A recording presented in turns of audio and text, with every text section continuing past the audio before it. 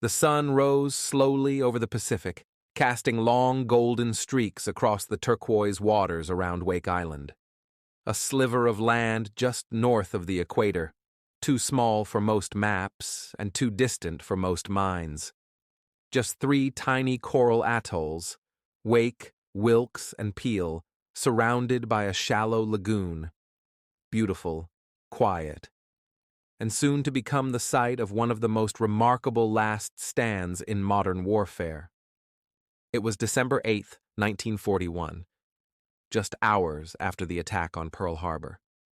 The men stationed on Wake Island had no idea what had just happened. There was no CNN, no Twitter, no breaking news alert, only static-filled radio, long silences, and the slow trickle of war. But the war had already arrived, and the men on Wake Island would be the first Americans to mount a defense. This wasn't a fortress, it was a construction site.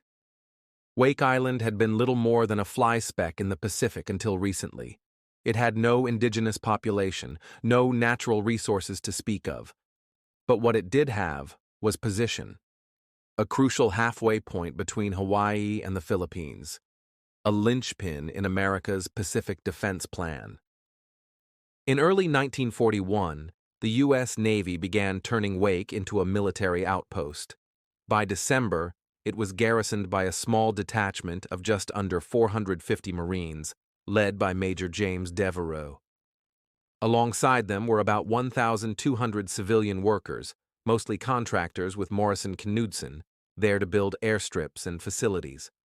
A handful of sailors, a few dozen men from the Navy and Pan Am, and 12 Wildcat fighter pilots under Major Paul Putnam completed the force. No one on that island had any illusion they were ready for a war. They had limited weaponry, 6 old 5-inch naval guns from the early 1900s, a few anti-aircraft batteries, and barely enough Wildcats to stage a single patrol. But they had sand and time, and they had dug in deep. So when the message came in, the one that crackled across the radio and made every man go still, they listened hard. Air raid on Pearl Harbor. This is not a drill. Within hours, Japanese long-range bombers were spotted over the horizon. There was no warning, no sirens, no time. The first wave of bombers flew high and fast, dropping their loads across the island. The airfield was the primary target. 7 of the 12 Marine Wildcats were destroyed on the ground in the first bombing run. The men who ran for cover were cut down by strafing fire. It was a massacre, but it wasn't over. The next day, more Japanese planes returned, pounding the island with bombs and bullets. And yet, the Marines held. They worked by moonlight to repair the airstrip. They filled in craters with crushed coral, salvaged parts from wrecked aircraft, dug deeper trenches. They knew an invasion was coming, and they meant to make it costly. On December 11, 1941, just 3 days after Pearl Harbor, the Japanese made their first attempt to land on Wake. A formidable invasion force approached from the sea, 3 light cruisers, 6 destroyers, 2 troop transports, and the aircraft carrier Soryu in support. They expected to overwhelm the island with ease. But Wake Island didn't roll over. As the Japanese ships closed in, the U.S. defenders held their fire. They waited. They let the enemy come closer. At 4,500 yards, Major Devereaux gave the order. The old 5-inch naval guns thundered. Shells screamed across the water and slammed into the Japanese destroyer Hayate. A direct hit. The ship exploded and sank in minutes. The Japanese turned in confusion. The American guns roared again. Another destroyer, Kisaragi, was hit in the stern, right near its depth charge storage. The explosion blew the ship apart. 2 destroyers gone in moments. It was the first time in World War II that American forces had sunk Japanese warships. The remaining Japanese ships retreated. Wake Island had repelled an amphibious assault, one of the very few times that happened in the Pacific. It was a stunning victory. For the first time since Pearl Harbor, Americans had hope. Across the U.S., newspapers ran headlines. Wake Island repels Jap attack.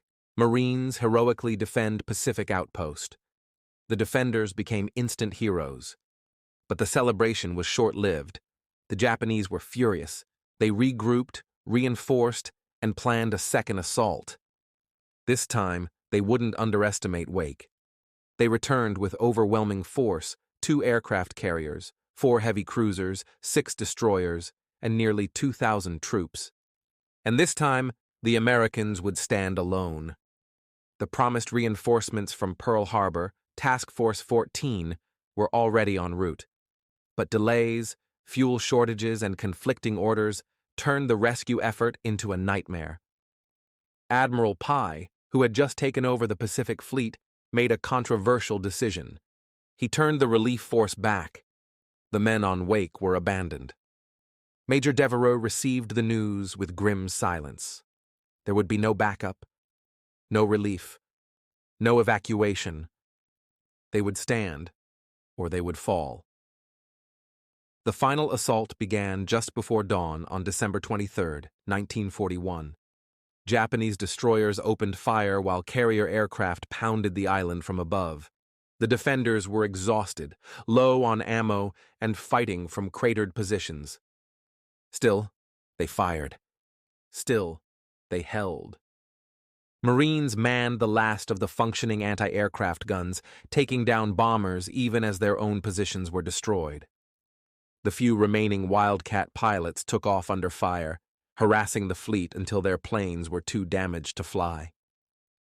The Japanese landed troops on both Wake and Wilkes Island. Fierce hand-to-hand combat broke out in the dark. Marines fought with rifles, bayonets, shovels, anything they had left. Civilian contractors picked up weapons and joined the fight. But it was too much. Too many enemy soldiers. Too little support. By mid-morning, Japanese forces had captured key positions. The American lines collapsed. Major Devereaux, his men surrounded, gave the order to surrender. It was over. The battle had lasted just over 2 weeks. The toll was devastating. 49 Marines were killed in action, 3 sailors. At least 70 civilian contractors died in the crossfire or from bombing raids. The Japanese lost hundreds, 2 destroyers, a submarine, dozens of aircraft, and more than a little pride. For the Japanese, Wake Island was supposed to be a quick victory. Instead, it was a bloody lesson. For the Americans, Wake became legend. A rallying cry, a reminder that even in the face of overwhelming odds, resistance was possible. The survivors faced a grim fate. The Japanese executed all the captured military commanders of the defense, including Commander Cunningham and Major Devereaux's subordinates, believing them responsible for the embarrassment. The civilians and enlisted men were imprisoned, forced into hard labor, beaten, starved.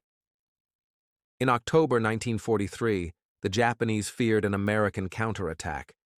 In a moment of pure evil, they rounded up 98 American civilian prisoners still held on the island, mostly construction workers, and marched them to the edge of the beach.